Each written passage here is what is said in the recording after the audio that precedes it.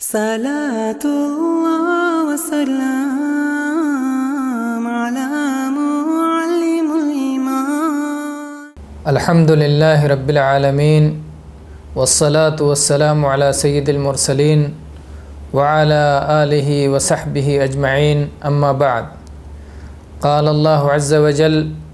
يا أيها الذين آمنوا لا تدخلوا بيوتا غير بيوتكم حتى تستأنسوا. وقال رسول الله صلى الله عليه وسلم: إنما جعل الاستئذان من أجل البصر. متفق علیہ. میرے بھائی، آج ہم اجازت طلبی کے آداب پر گفتگو کریں گے. جب آپ کسی کے گھر جانا چاہیں، اس سے ملاقات کرنا چاہیں، تو اس سے اجازت حاصل کرنے کے اسلامی شریعت میں کیا آداب ہیں، آئیے ایک ایک کر کے آپ کے سامنے رکھتے ہیں. پہلا ادب تو یہ ہے کہ اجازت حاصل کرنے سے پہلے آپ سلام کریں. چنانچہ کلدہ ابن حنبل رضی اللہ عنہ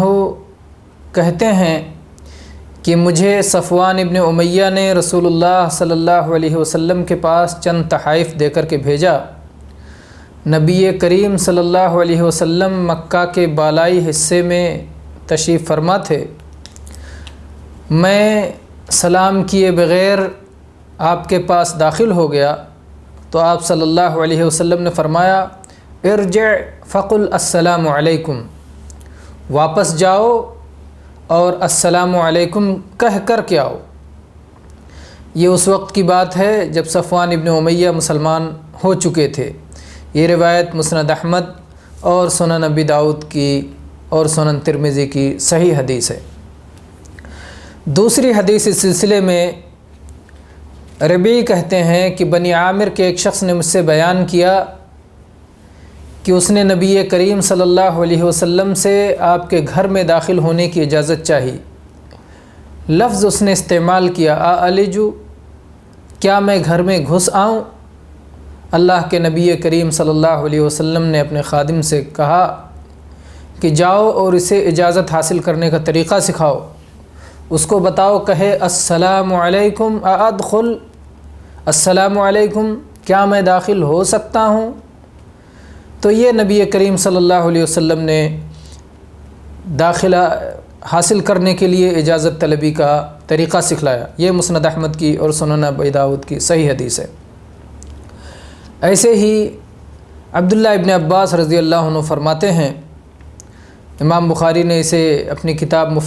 الادب المفرد میں ذکر کیا ہے اور علامہ البانی نے اس کی سند کو حسن قرار دیا ہے. نبی کریم صلی اللہ علیہ وسلم کے پاس پہنچے عمر فاروق رضی اللہ عنہ، آپ نے اجازت طلب کی. کہا: السلام علی رسول اللہ، السلام علیکم ایدخل عمر، یعنی آپ نے سلام کرنے کے بعد فرمایا: کیا عمر کو داخل ہونے کی اجازت ہے؟ تو یہ اجازت لینے کا طریقہ ہے. دوسرا ادب اجازت لینے کا یہ ہے کہ ٹھیک دروازے کے سامنے آدمی نہ کھڑا ہو بلکہ دروازے کے دائیں یا بائیں کھڑا ہو، تاکہ دروازہ کھلنے پر کسی ایسی چیز پر نظر نہ پڑے جس کا دیکھنا انسان کے لیے حلال نہیں، یا جس کا دیکھنا گھر والوں کو پسندیدہ نہیں. اور آپ وہ حدیث جانتے ہیں کہ اللہ کے نبی کریم صلی اللہ علیہ وسلم نے فرمایا ہے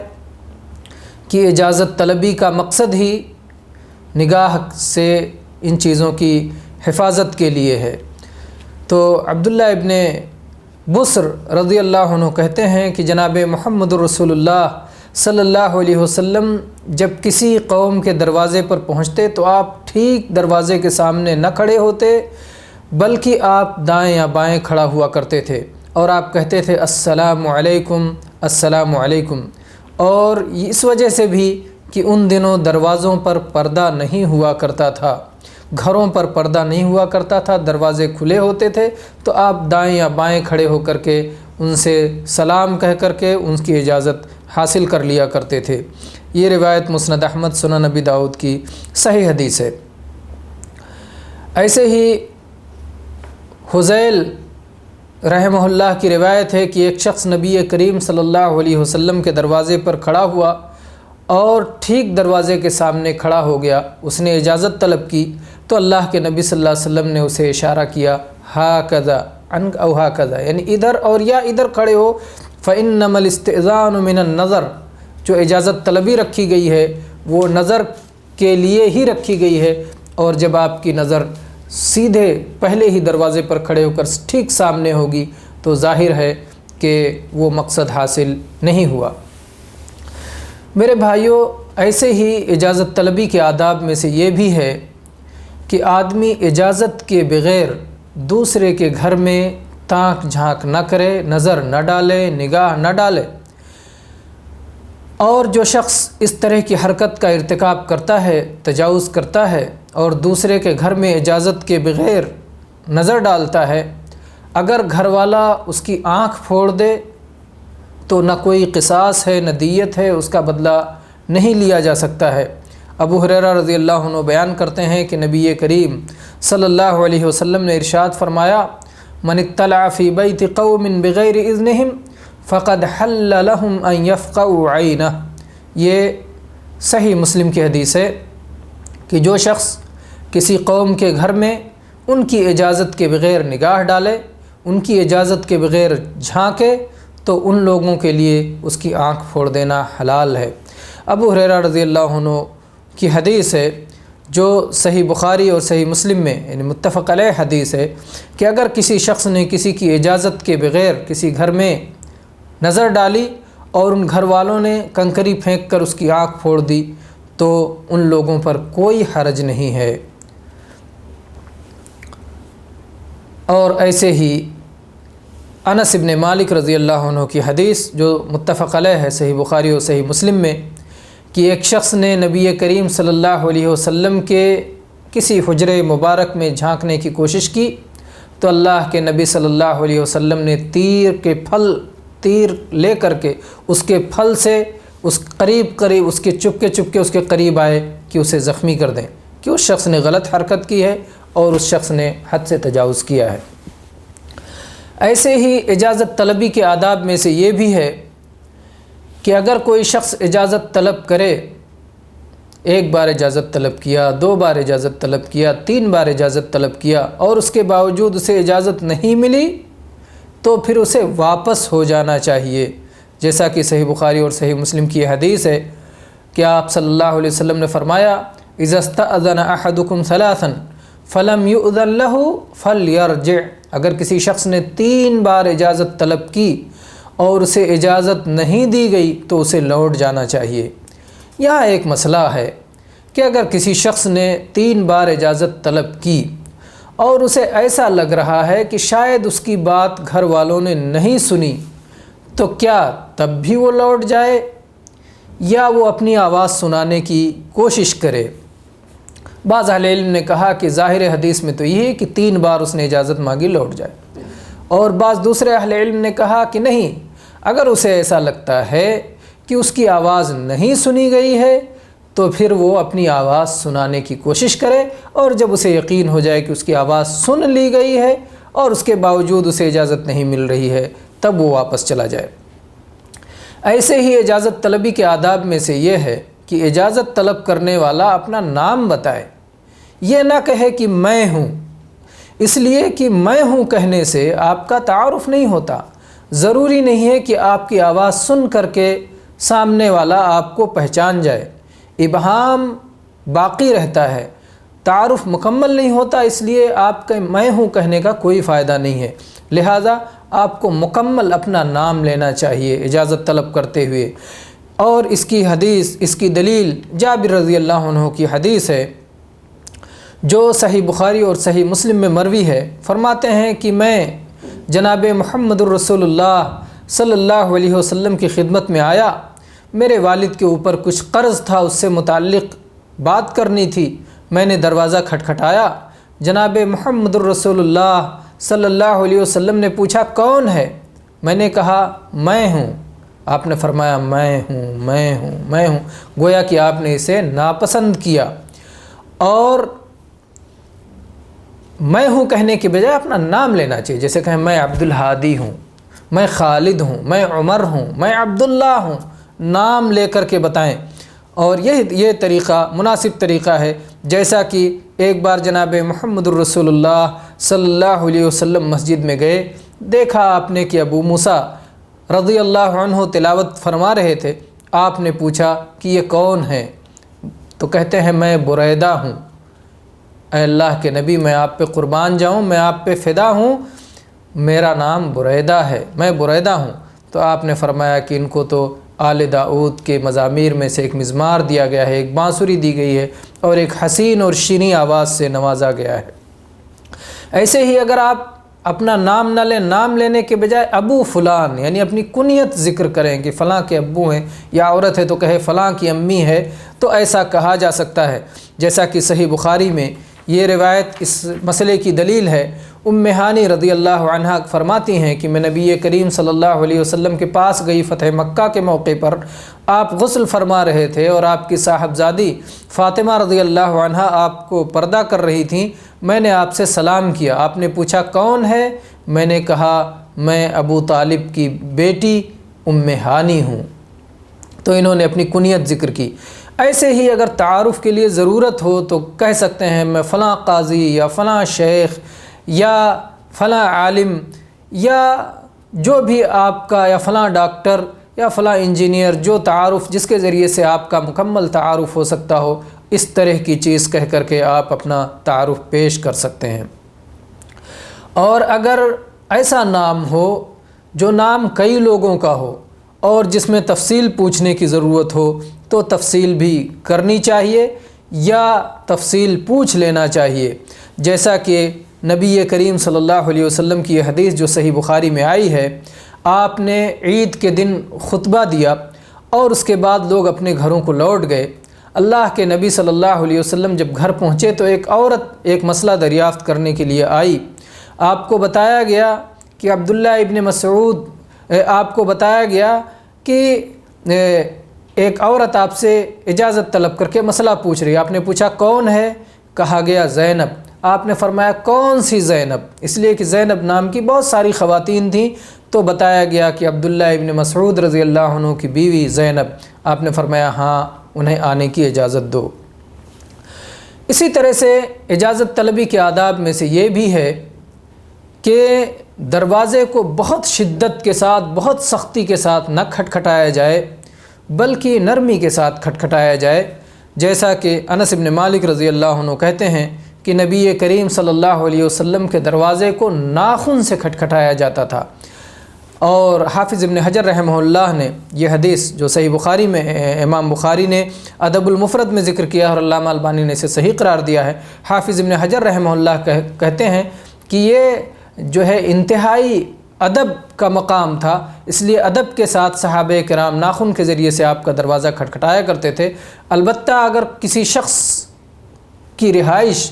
دروازے سے کافی دور ہے کہ ناخن سے کھٹکھٹانے کی وجہ سے وہاں تک آواز نہیں پہنچ سکتی ہے، تو ظاہر ہے کہ اور زیادہ جو ہے تیز کھٹکھٹایا جا سکتا ہے۔ ایسے ہی امام احمد بن حنبل رحمہ اللہ کا واقعہ ذکر کیا جاتا ہے جو آداب شرعیہ میں امام ابن مفلح نے ذکر کیا ہے کہ ایک عورت آئی اور اس نے بہت سختی کے ساتھ، تیزی کے ساتھ آپ کا دروازہ کھٹکھٹایا۔ امام احمد رحمہ اللہ نکلے اور کہا کہ کون ہے؟ تم تو ایسے دروازہ کھٹکھٹا رہے ہو جیسے کہ پولیس جو ہے آئی ہو اور سختی سے دروازہ کھلوانا چاہتی ہو۔ تو بہرحال اس کا بھی ایک ادب ہے اور اس کا بھی ایک طریقہ اور بہترین انداز ہے۔ ایسے ہی یہ بات ہو چکی ہے کہ اگر گھر والا آپ کو لوٹا دے اور اجازت نہ دے، یا آپ خاموشی اندر سے کوئی جواب نہیں ملا تو آپ واپس لوٹ جائیں، اور اگر اندر سے صریح طور پر آپ کو لوٹنے کے لیے کہہ دیا جائے تو بھی لوٹ جائیں، جیسا کہ قرآن مجید میں اللہ تبارک و تعالی نے ارشاد فرمایا وَإِن قِيلَ لَكُمُ ارْجِعُوا فَارْجِعُوا هُوَ أَزْكَىٰ لَكُمْ، اگر تم سے کہا جائے کہ لوٹ جاؤ تو لوٹ جاؤ۔ سورہ نور کی 28 نمبر آیت ہے۔ بعض مہاجرین کہتے ہیں کہ میں پوری عمر اس آیت پر عمل کے لیے تلاش کرتا رہا کہ کسی کا دروازہ کھٹکھٹاؤں اور وہ کہے کہ لوٹ جاؤ اور میں لوٹ جاؤں، لیکن ایسا نہ ہو سکا۔ بہرحال دیکھیں اس طرح سے اس میں یہ ان کا شوق کہ ہر مسئلے پر عمل ہو جائے، عمل کا شوق، یہ اس سے معلوم ہوتا ہے کہ کس طرح سے وہ چاہتے تھے ہر مسئلے پر عمل ہو جائے۔ اور اسی طرح سے یہ بھی معلوم ہوتا ہے کہ کیسے اور کتنے بڑے دل کے لوگ تھے کہ کوئی بھی بھائی اگر ان کے لیے ملنے آتا تھا اور اجازت چاہتا تھا تو ضرور اجازت دے دیا کرتے تھے، ایسے ہی میرے بھائی اگر آپ نے اجازت طلب کی اور کوئی جواب نہیں ملا تو آپ بلا اجازت کے گھر میں نہ داخل ہوں اگر کوئی موجود نہیں ہے، اس لیے کہ یہ دوسروں کے حق پر تجاوز ہے اور دوسرے کی ملکیت میں بلا اجازت کے تصرف ہے، اور ایسا کرنا آپ کے لیے درست نہیں ہے۔ اگر وہ اجازت دیتا آپ داخل ہوتے، اگر وہ واپس کر دیتا آپ واپس ہو جاتے، جب اس نے اجازت نہیں دی تو آپ داخل نہ ہوں۔ البتہ ایک بات یاد رہے کہ اگر کسی شخص کو دعوت دی گئی، کسی شخص کو بلایا گیا، کسی شخص کی طرف قاصد بھیجا گیا تو پھر اسے اجازت لینے کی ضرورت نہیں ہے، اس لیے کہ دعوت نامہ یا قاصد کا بھیجا جانا خود ہی ایک طرح سے اجازت ہے، جیسا کہ نبی کریم صلی اللہ علیہ وسلم کی حدیث ہے، سنن ابی داؤد کی صحیح حدیث ہے، آپ نے فرمایا رسول الرجل الی الرجل اذنہ، اگر کسی نے قاصد بھیجا ہے تو گویا اس نے اجازت دے رکھی ہے۔ البتہ اگر جس وقت اس نے بھیجا تھا اس سے کافی تاخیر کر کے آپ پہنچے، کافی بعد میں پہنچے، تو پھر اجازت لے لینا ہی معقول ہے۔ اور یا پھر ایسی جگہ ہے جہاں پر اجازت کے بغیر نہیں داخل ہوا جاتا تو وہاں پر بھی اجازت لے کے داخل ہو جانا چاہیے۔ ایسے ہی اگر آپ گھر میں داخل ہوئے اجازت لے کر، اب آپ گھر سے نکلنا چاہتے ہیں تو ادب یہ ہے کہ آپ اجازت لے کر کے ہی گھر سے واپس ہوں، گھر سے نکلیں۔ ہو سکتا ہے اس میں بھی کوئی حکمت اور مصلحت ہو، یا پھر آپ کے لیے راستہ صاف کرنا ہو، یا اور اسباب ہو سکتے ہیں، تو بہرحال اجازت لے کر کے ہی باہر نکلیں، جیسا کہ نبی کریم صلی اللہ علیہ وسلم کے بارے میں یہ بات بیان کی گئی ہے۔ سلسلہ صحیحہ میں شیخ البانی نے حدیث ذکر کیا ہے، اذا زار احدکم اخاہ فجلس عنده فلا یقومن حتی یستاذنہ، جب کوئی شخص اپنے بھائی کی زیارت کو جائے، اس کی ملاقات کو جائے، اس کے بعد کچھ دیر بیٹھے تو وہاں سے اس وقت تک نہ کھڑا ہو جب تک کہ اس سے اجازت نہ لے لے، اجازت لے کر کھڑا ہو، اجازت لے کر کے واپس ہو۔ ایسے ہی یہ نہ سوچے آدمی کہ آدمی اپنے گھر میں ہے، اپنی ماں بہن سے اجازت لینے کی کیا ضرورت ہے، نہیں، اپنی ماں سے، اپنی بہن سے، اپنی خالہ سے، اپنی چچی، اپنی پھوپھی، اپنی ممانی، اپنے رشتہ داروں سے، اپنے قریبیوں سے، ان سے بھی اجازت لینا چاہیے، کیونکہ اجازت کا مقصد آپ سن چکے ہیں، تاکہ ہماری نگاہ کسی ایسی چیز پر نہ پڑے جو خود ہمیں ناپسند ہو یا سامنے والے کو ناپسند ہو۔ اور ظاہر بات ہے کہ عورتیں بہت بسا اوقات ایسی حالت میں ہوتی ہیں کہ وہ نہیں چاہتی کسی کی اس حالت میں ان پر نظر پڑے، اور چنانچہ سلف صالحین سے بات مروی ہے، کسی نے عبداللہ ابن مسعود رضی اللہ عنہ سے پوچھا کیا میں اپنی ماں کے پاس جانے کے لیے بھی اجازت طلب کروں؟ تو آپ نے فرمایا کیا تمہاری ماں ہر وقت اس حالت میں ہوتی ہے کہ چاہتی ہے تمہاری نظر پڑے تو کوئی مسئلہ نہ ہو؟ تو ظاہر بات ہے کہ ایسا نہیں ہوتا، اس لیے اجازت لینا چاہیے۔ ایسے ہی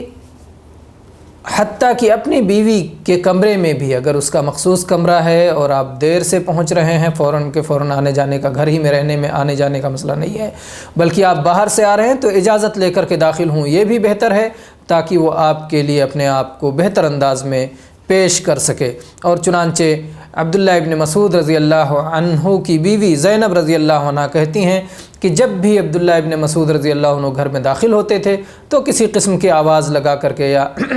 اس طرح سے آواز کر کے آپ جو ہے اطلاع دیا کرتے تھے تاکہ ایسی حالت میں نہ آ جائیں کہ جو انہیں پسند نہ آئے۔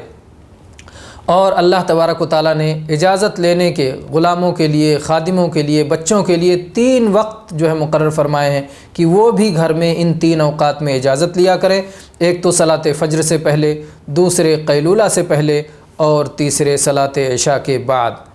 اور عبداللہ ابن مسعود رضی اللہ عنہ نے اس کی تفسیر میں یہ فرمایا ہے کہ اس وقت جب گھروں میں پردے نہیں تھے اور جو ہے حفاظت کا انتظام نہیں تھا تو یہ چیز کی گئی تھی، لیکن اب جب دروازے ہو گئے، پردے ہو گئے، اللہ تعالیٰ نے کشادگی دے دی تو اب جو ہے اس کی ضرورت نہیں رہ گئی۔ بہرحال حالات کے لحاظ سے دیکھا جائے گا، اگر ضرورت ہے تو ان 3 اوقات کو اللہ تعالیٰ نے متعین کیا ہے، کیونکہ یہ خاص اوقات ہیں، آرام کے اوقات ہیں، اس میں اجازت لے کر کے داخل ہونا چاہیے۔ ھذا واللہ اعلم وصلی اللہ علی نبینا وسلم۔